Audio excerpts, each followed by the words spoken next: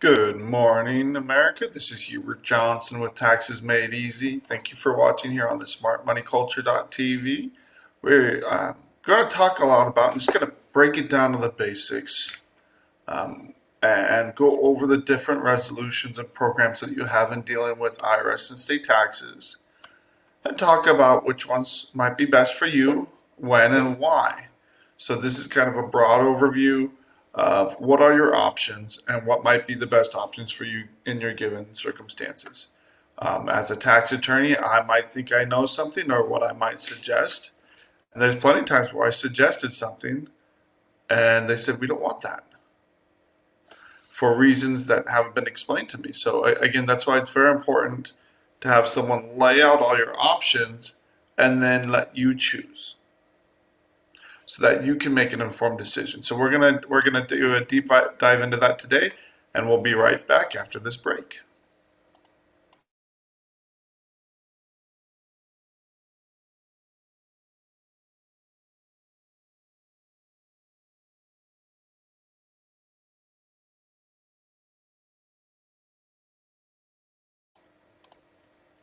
Welcome back, everybody. We've got a lot of articles to touch on today, and um, some funny ones too. So, first article. This one is going to come out of San Francisco. Couple articles there, and I'm going to go ahead and share this one. This again, one of the reasons that this is from Blaze Media. Um, you have a thief use Target's self checkout. Would pay like $1 or something like that, and then walk out with a basket full, and just walk right through the exit. And apparently they estimated she stole about 60,000 over 120 visits, and she would go straight to the a certain area where that's where everybody's selling open air markets. They're just selling all of these goods illegally, all these stolen goods. Why don't the police shut it down? Because they come in and everybody vacates, and the moment, the same thing is happening in New York. The moment the police leave, everybody comes back, and the market just pops right back up. So it's kind of whack-a-mole. But instead of actually going after the people doing this, um, it's getting insane. So this is a middle-aged woman, age 43, and over 120 times she stole all this money. But this is going all the way back to October 3rd and November 16th, 2021. What has she been doing since then? Probably continuing this. So this is just one person. Doesn't account for everything she's stolen since. And as soon as she left, she would begins to sell her goods to anybody passing by for whatever. And again, this goes back to no wonder Targets in the Bay Area have everything locked up. It's truly unacceptable. And it's not just in the Bay Area. My own son worked for a Bed Bath & Beyond that ended up closing here in Tucson, Arizona. Unfortunately, rampant theft is destroying businesses. So this one is a little bit of a different take, again, on San Francisco. It's easy to pick on San Francisco. They make it so. And this is a program happening throughout California, but due to the homeless issues, again, it's, how do you tackle the homeless issue? Do we, with housing through the roof, and especially in San Francisco, it's insanely expensive. So again, people are camping out all over the sidewalks, all over the place. And on one hand, where are they going to go?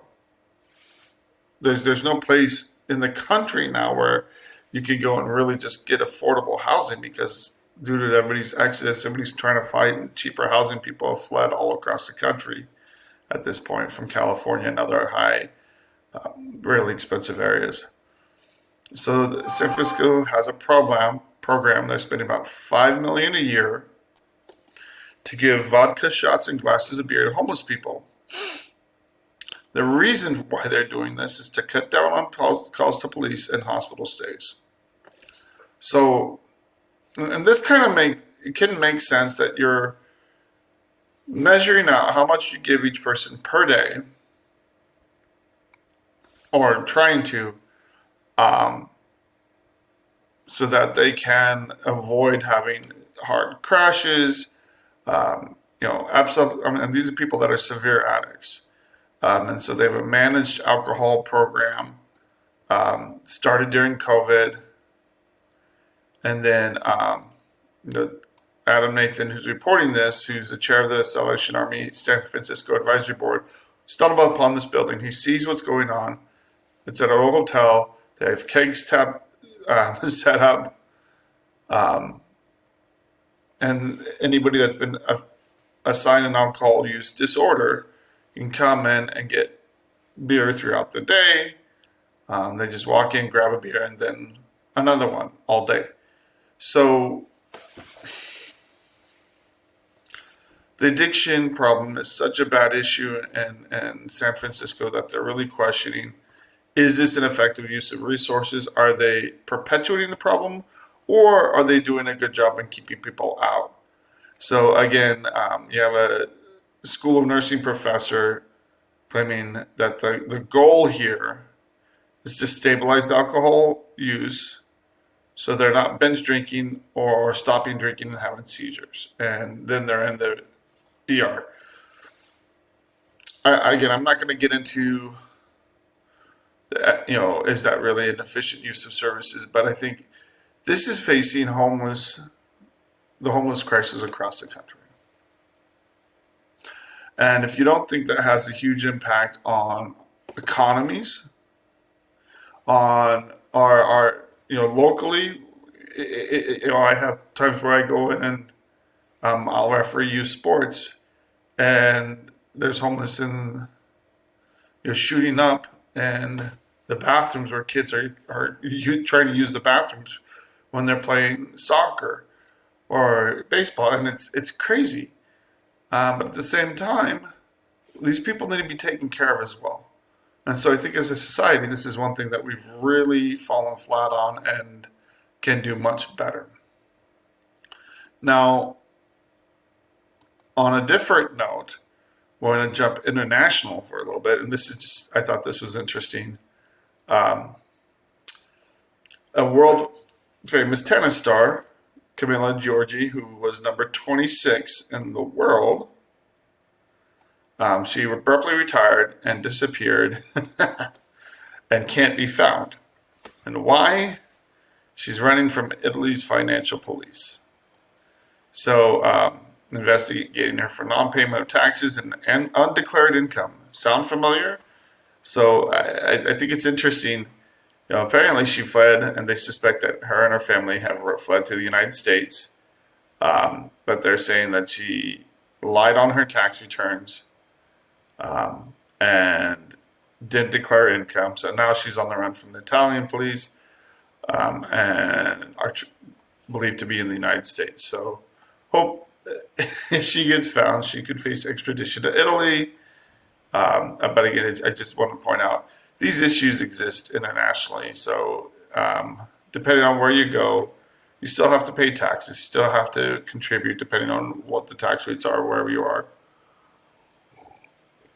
And if you're an American citizen, they try to hit you on your way out. It doesn't mean if you leave and revoke your citizenship, go somewhere else, you have to pay an exit tax. But at the same time, once you leave and go somewhere else, then whatever you earn there, of course, it won't be taxed. So another issue, and this is mainly because I'm sharing this because it's been in the news so much.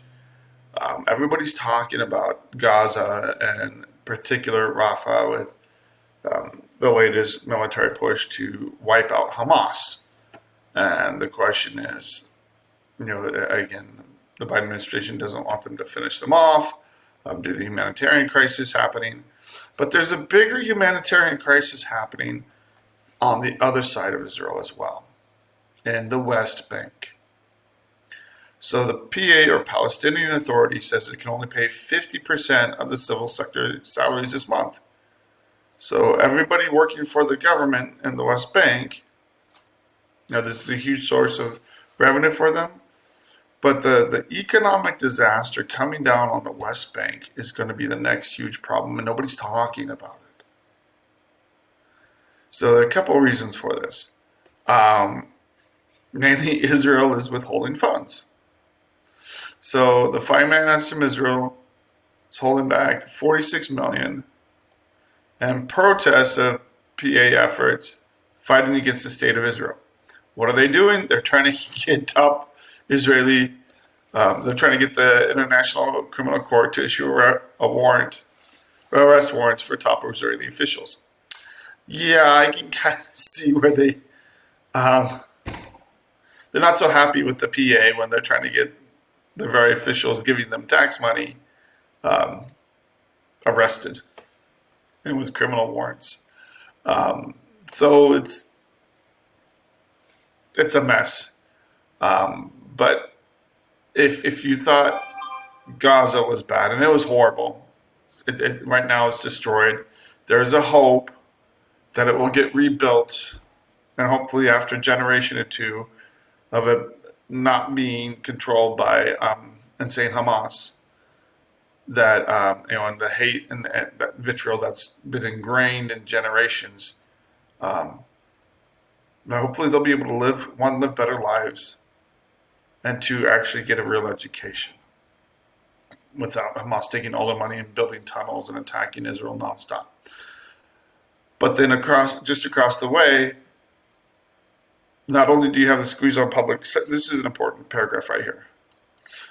You have a squeeze on public sector salaries with the PA trying to be aggressive but not starting a war. And the fact that tens of thousands of Palestinians have been prevented from working in Israel since the start of the war in Gaza. There were many Palestinians from Gaza, from the West Bank, working in Israel. That was a very normal thing. They would go, they would work in Israel, then return home. Did they have the greatest jobs? No, but they had decent paying jobs that were far better than what they had in their territories. When all these people that worked with these families were considered many times part of the family, or they were very intimately well known, they provided the intelligence to Hamas. Where people were, who had guns, who had dogs. Hamas had amazing intelligence due to these people working. So do you think Israel is going to have those people working in their communities anymore? Absolutely not. So from the West Bank and Gaza, they've lost all those opportunities, economic opportunities. So rightly or wrongly, the people in the West Bank are hurting economically and hurting bad. And that can lead to more extremism. Now, the Palestinian Authority is not innocent by any means. They still fund terrorism and pay for people to go commit suicide, and they. Yeah. But I'm coming up on another break, so we're going to wrap this up and continue on after the break.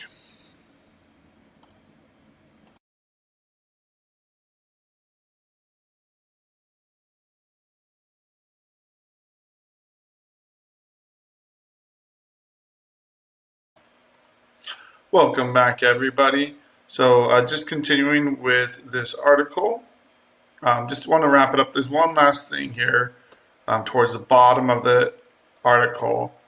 Part of the issue with sending the money to the Palestinian Authority is that they're still sending money to Gaza, about 73 million monthly. And who's still in charge of Gaza and taking the money? Hamas. So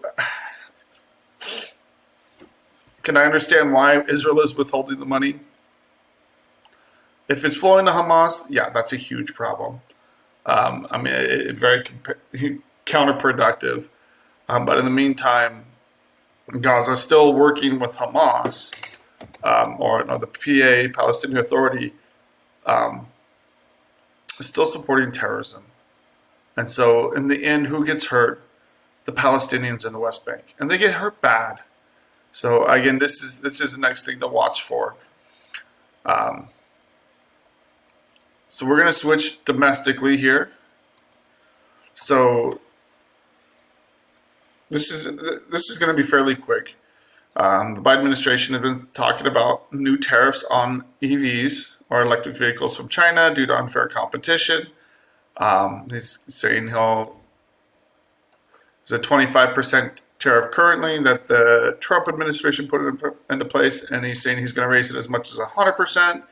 Trump is saying he would raise it up to 60%, especially vehicles made in Mexico, because this is how the Chinese are building vehicles very cheaply in Mexico, dumping them on the U.S. market, and really hurting U.S. production and hurting U.S. costs. So, I mean, we're seeing this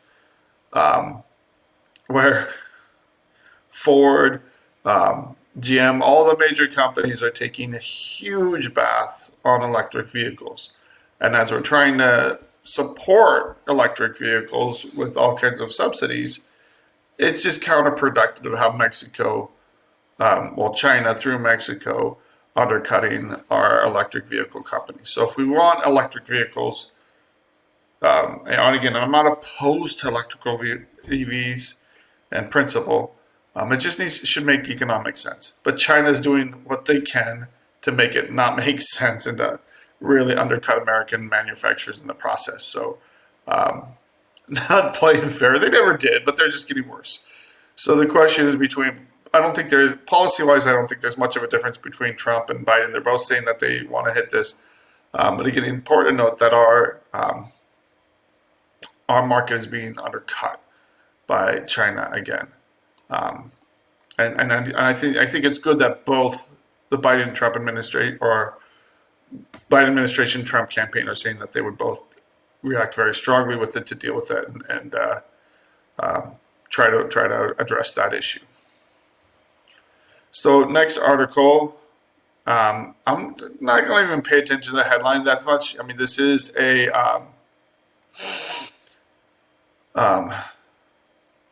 this is a very right-leaning article, but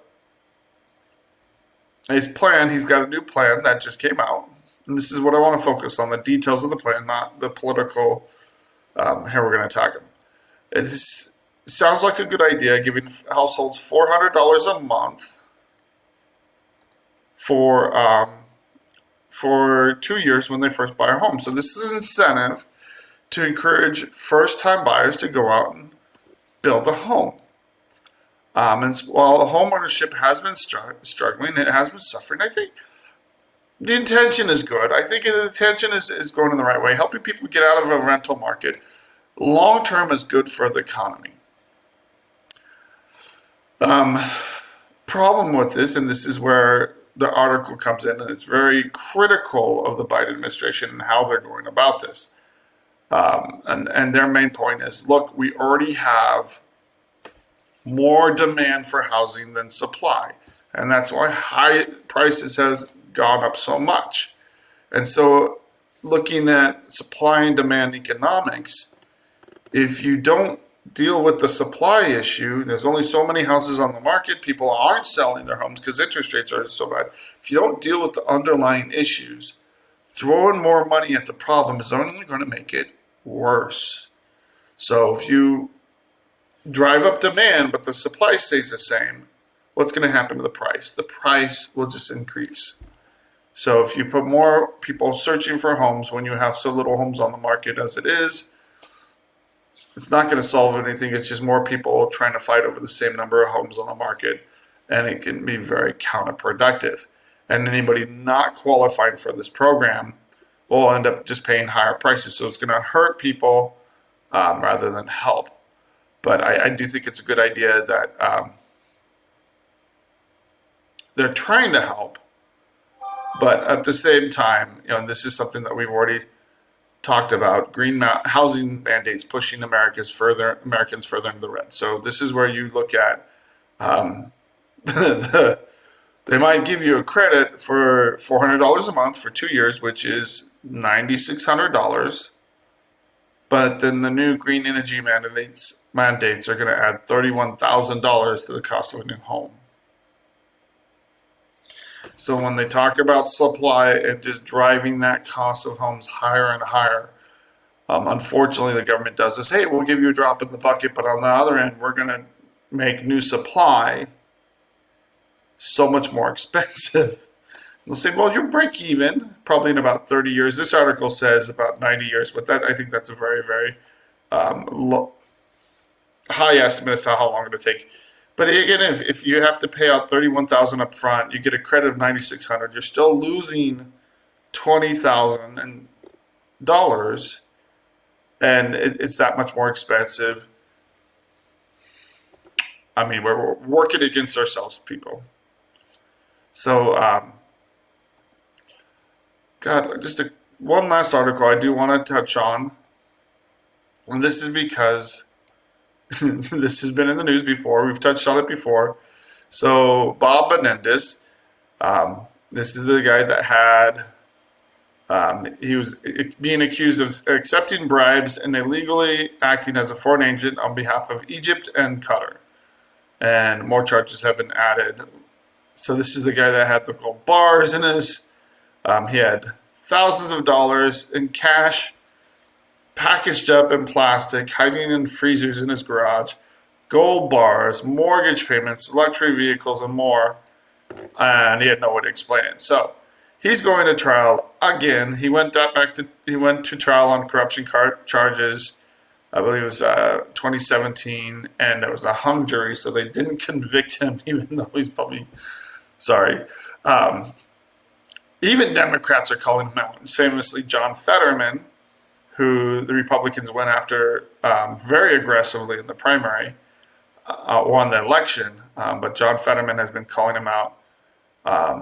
So he currently issues 15 charges, and it'll be interesting to see what happens with this election. Not election, with the trial. I don't think he has a chance of getting reelected with all of this, and I think that's a good thing. So replace him with someone that's not nearly as corrupt as him, and that I think would be good for society. So again, corruption always hurts. Making sure that, but I think that the important thing is that everybody should play by the same rules. And that just goes with the same interests of fairness and equity and justice that are important to our country. They're important ideals, morals. And when it comes to taxes, I think when people ask about different resolutions, that's why we have the IRS. That's why we have the IRM, which is the Internal Revenue Manual. That's why they have rules and regulations so that everybody has the same options in dealing with the IRS. And so what are your options in dealing with the IRS? And we've touched on a lot of them, but just kind of do an overview. So if someone's like, hey, what can I do? They can grab this video, they can look at it and see, what are my options? How can I present this? So first thing is if you have a good idea of what's going on with your IRS or state taxes, and I'm going to talk about both. The first service that pretty much everybody in the industry provides is what's called a tax account review or a first look. I mean, they might have a dozen different names for it, but basically they're going in and figuring out what's going on with your case. Does that mean they'll have all the information? No, but they'll have a good idea of where is your case right now. So a lot of people don't know how many years they need to file. If they need to file older tax years, they don't know if tax debt is going away, their balances, their wage and income information. A lot of people struggle to get that information, even with irs.gov, because you have to get in, you have to log in, you have to do a face scan, and that's very intimidating to most people. I'm not a fan of it myself, but since I work with the IRS every single day, I had to do that. It's very intrusive, huge violations of privacy. All this information is compiled by the government, but we've done that. So either you don't have to, but I do recommend people having their irs.gov account if you're comfortable with the government having that kind of personal information on you. it can be very handy, and you can get a lot of information from it. So I do recommend that people go to set that up. If you have security concerns, privacy concerns, you can call them directly. And again, we give out these numbers all the time. If you want to call them directly, the number is 1-800-829-1040. What's the best time to call them? Wednesday through Friday, 5 to 7 p.m. That's when the least number of people are calling in. After 5 o'clock, most people think the IRS is closed, but they're open until 7 p.m. every single day. So, why do you need a tax professional to call and do a compliance check?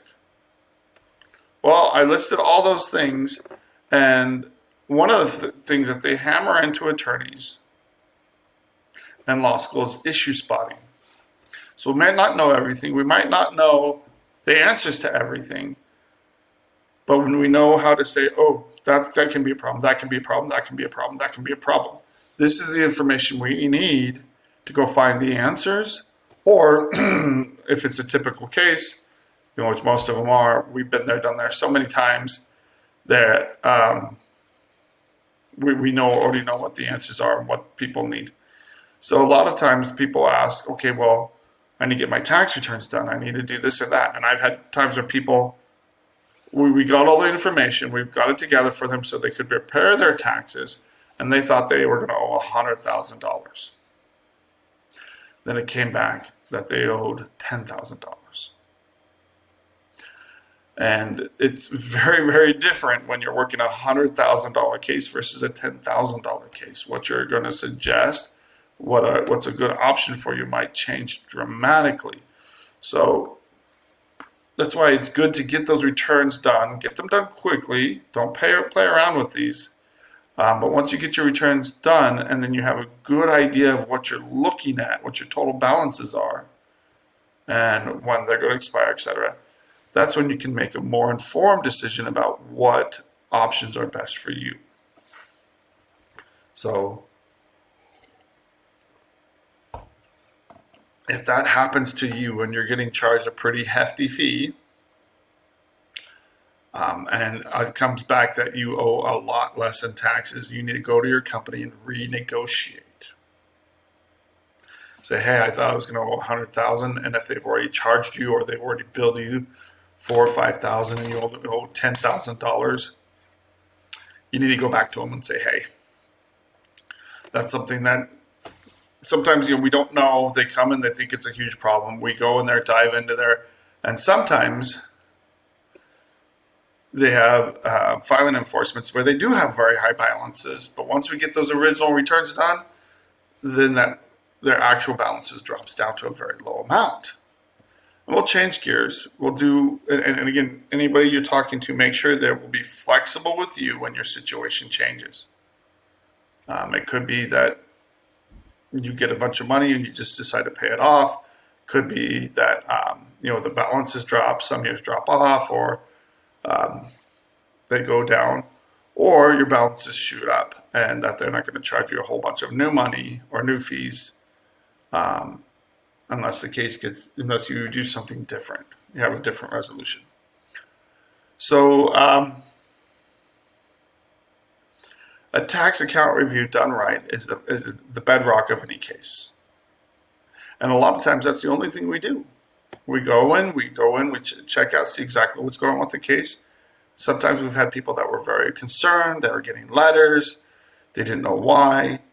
And so we went in there and we dug up into the case and say, look, this is the situation now. There's no issues. If you do get something else in the future, send it to us again, but we've looked into it. And it can provide you a lot of peace of mind just to know exactly what's going on with your case at the IRS or states. So this goes with both IRS and states. And we've mentioned, as far as the tax account review, if you have to file older years and it's further than 10 years with the IRS, it's further back than 10 years, you might have to go to the Social Security Administration to get wage and income. So to get your wage and income information going back further than 10 years. And the only time you really need to file those older returns is when you're dealing with the states. So that initial review The tax account review, whatever it's called, is a very important first step. Make sure you have a clear idea of what you're looking at when considering your options. The fee for that should not be more than $2,000 to $3,000. We typically, if it's just, and that's if you have multiple cases, if you have a complicated case. If I'm just doing one case, the fee is usually $1,500, just to give you an idea of pricing. Now, with the other options, and I'm just going to go over them real quick, it depends on who you're dealing with. What options are even available? So, again, the IRS, you have a hardship status. These are the main options. You have a non-collectible status. Hardship or non-collectible status. You have an installment agreement status, and we've really gone into that, how there's many different kinds of installment agreements. And then there's the offer and compromise. Or you can close out a business. You get rid of taxes by closing it out as a defunct corporation. So there's really 4 different options or ways of dealing with tax debt. When you go to the states, it's very different. California has a good hardship program. They have a pretty decent installment agreement program. Their offer program is horrible. New York, no hardship program, and a lot of states don't have a hardship program. They'll have an installment agreement program, and very iffy if they'll have an offer and compromise program that functions well. Now, I've been surprised where I've gone to some states. Kansas, we did an offer, and we've had success doing offers there. But again, that's the exception. We have plenty of other states, they do have an offer program. The question is, it run well? In Arizona, they have an offer and compromise program, and it's horrible. They just reject it because they don't have any rules, regulations that they follow strictly. So first of all, you have to know what your options are. And sometimes it takes some digging to verify what kind of programs they have in place. Again, there's 50 states. But then knowing which ones are the best ones for you and how to proceed is very key. And one thing I do want to emphasize, I had a case last week where, and I've seen this a few times, where the company they hired just did the IRS, left them in the dark within the state, didn't take care of it. So you want to make sure your state issues are being taken care of too. And we'll be right back.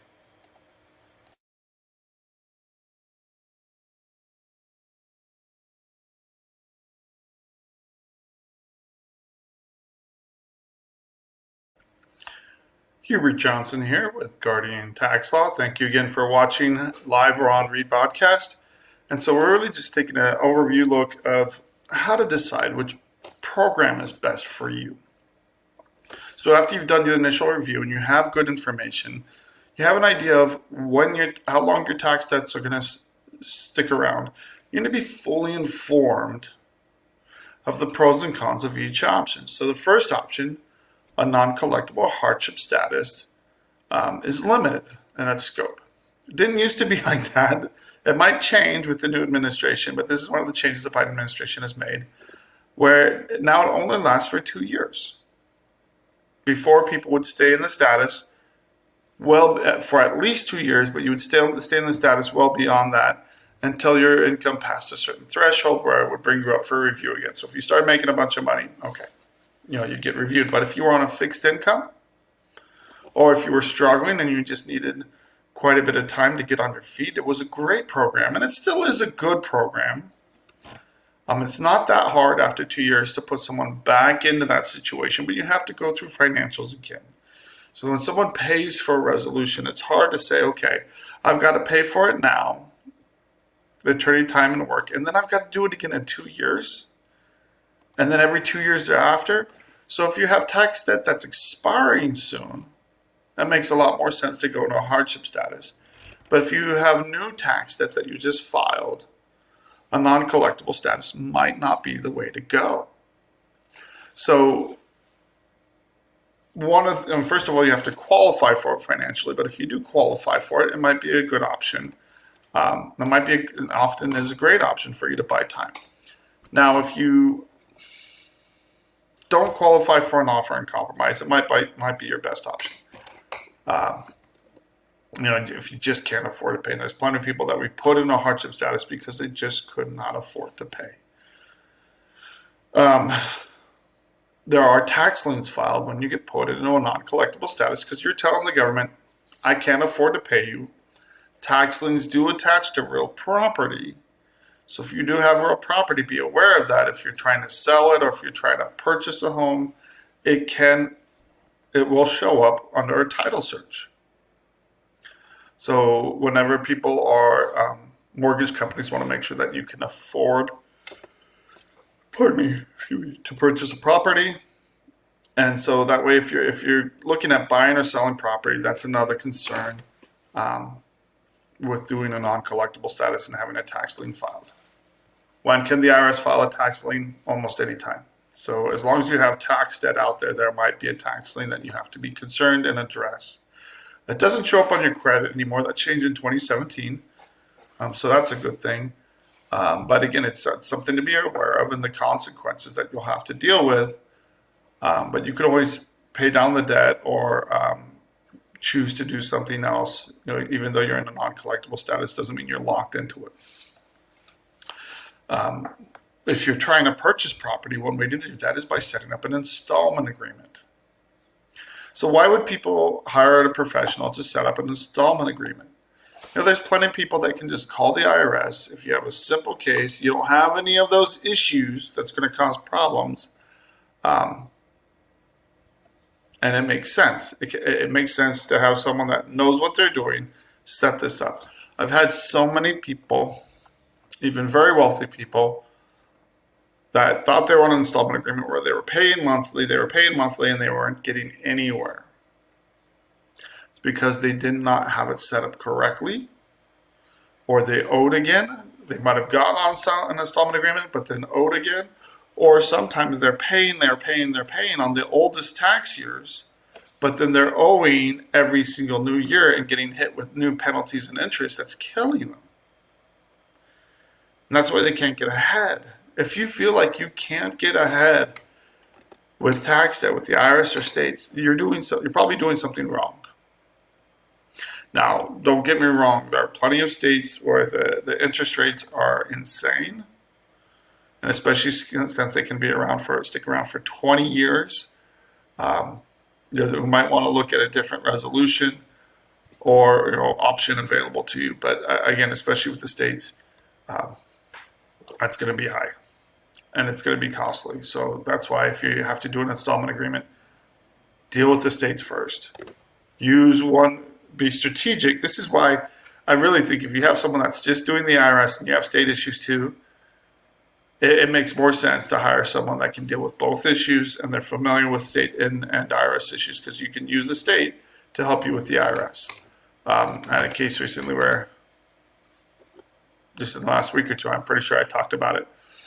They hired us just for the state because they had someone else doing the IRS. And I'm like, look, you're doing it wrong. You want to pay off the state first and then use that for a better resolution with the IRS. And like, oh, well, they suggested the opposite. They don't know what they're doing. Not with states because they're not used to dealing with that.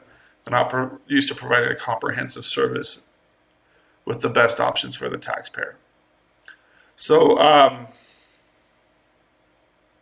as far as installment agreements go, if you need time, you can do what's called a balloon payment, and you can even try to negotiate these with the state. It's something you can do with the IRS where you do a low payment up front, and you just need time to get on your feet for your business to take off, and then it'll pick up after a year. It'll be even higher, and you have to be prepared for that. Can you go in and renegotiate that at that point? Yes, but part of the problems here we're facing is this is something that has really upset a lot of tax practitioners, including me, that the IRS has lowered their standards. They're supposed to adjust their standards every year to account for inflation, cost of goods, etc., and they've actually lowered those numbers because they switched standards, and again ignores the very real inflation that's happening in our economy and that is hurting taxpayers. So the cost of housing is higher than ever. The cost of groceries is higher than ever. The rate of increase isn't as high as last year, but it's still going up. And the IRS actually lowered their overall numbers for this year. They dropped it, which is it's nuts. Never seen that before. Last year they lowered some numbers, but overall kept things, increased things a little bit. This year they dropped numbers. Especially in housing utilities, which is more expensive than ever. So not sure what's happening with the IRS. It's hurting people daily. So normally, typically, we put someone in a situation and say, hey, you might not qualify now, but give it a year or so and you might qualify for a better resolution. Given what's happening under this administration, I have no idea. Can't predict that. What typically has happened over the last 15 plus years I've been doing this has not been happening. The opposite's been happening the last couple of years. So it's hard to say and predict that you might be in a worse off situation in other years if they drop the standards again next year. And there's almost no accountability. So the best way to complain about that is go to your elected representatives and for Congress, your senators, and your members of the House of Representatives, and complain loudly, because this is very unfair and hurts the poorest the most. Got a little off track on there, but interest rates are crazy. So the IRS is now charging 8%. You compare that to most credit cards, that's a steal. If you have 0% interest rates, and I'm hearing that happen, and you can keep it at that 0%, you might want to put it on a credit card. But that's going to vary. The Fed wants to cut rates, hasn't been able to, depending on what happens with inflationary numbers. I don't think they'll increase it. They could, but the damage to the economy is already very severe at 8%. And we're going to see we just have to kind of wait and see. So because of the interest rate is so high, and the initial interest and penalties are very, very draconian when you first file a return. That's why it's a lot of people are saying, look, I just either want to pay this off or I want to get an installment agreement and just get rid of this before the interest rates kill me. And one thing people ask is, can I make payments, voluntary payments, to pay this down? Absolutely. The IRS will always take your money.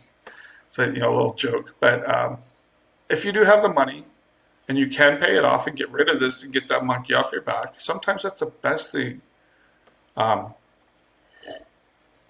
I've had cases where people sat down with me and we talked over it, laid out all the different options. I said, hey, we could put you in a non-collectible status. You won't have to pay anything. One of them was with an elderly grandmother, and she had her sons there. And so I laid out the options. Here's the hardship status. Here's the installment agreement. You don't qualify for an offer for such and such reason, but this is what I would suggest is doing the offer or doing the hardship status. She's retired. She'll be able to ride off into the sunset. Eventually, this debt will go away. And they said, no, we want to take care of our debts. We want to pay them off. And the sons were going to pay for it to put their mom on an installment agreement. And that's what they chose to do. They chose not to use their services. That's fine. But they came out of there fully informed, and they chose what they were most comfortable with. So if you have someone pressuring you to do something that you're not comfortable doing, don't do it. It could be the best resolution in the world, but if it doesn't fit your ideals, your morals, or what you want for your family, there's some people that don't want to do an offer and compromise. That's their choice. So usually most people, if you can do a good offer, it's an amazing deal. It depends it depends if you can do an offer with the state as well, if you have state issues.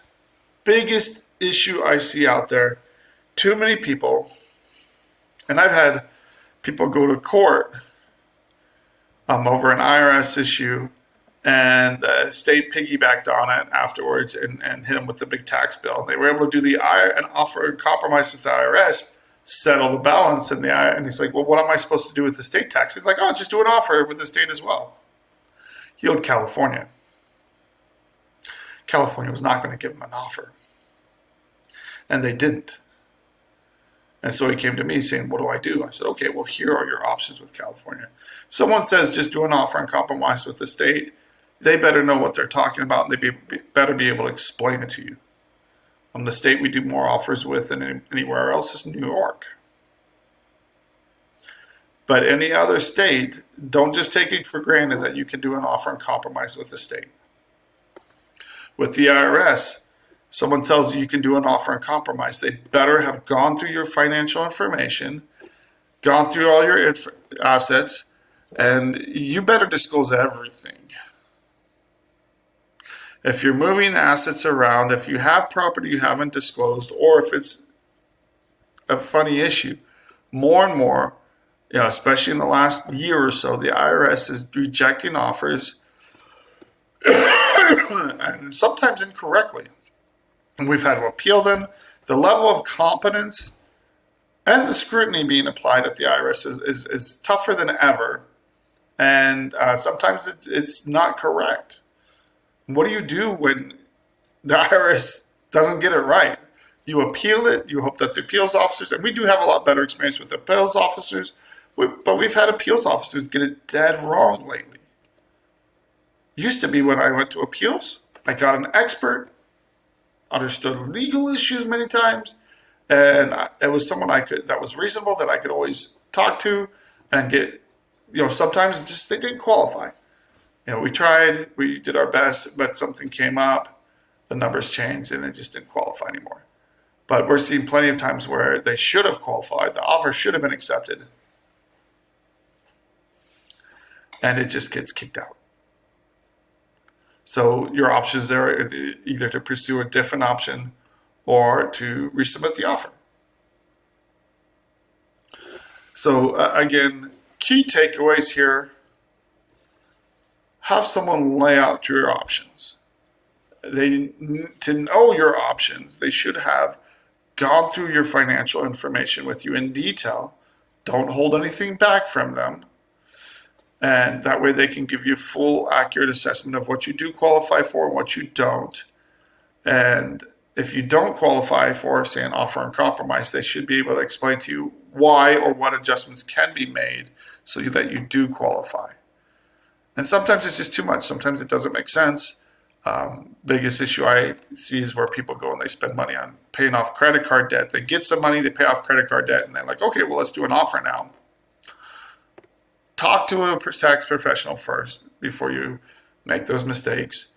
And again, it's not a bad decision to pay off credit card debt. It's just going to hurt you with the IRS. So call, get information early. You can always give us a call at 520-485-7371, or you can email us at info@guardiantaxlaw.com. You can find us on YouTube. You can find these videos and more on our YouTube channel at Guardian Tax Law, and we're also on Facebook and Instagram. So, or you can go to our website, guardiantaxlaw.com. There are plenty of free consultations. We give free consultations. Get good information before you make a decision. Know all of your rights and options. And it can not only give you peace of mind, but help take care of your tax debt in a way that works best for you in your particular situation. So happy Mother's Day from yesterday, and I hope everybody has a great week. Let's make it a great week moving forward. Hubert Johnson with Guardian Tax Law, and have a great day.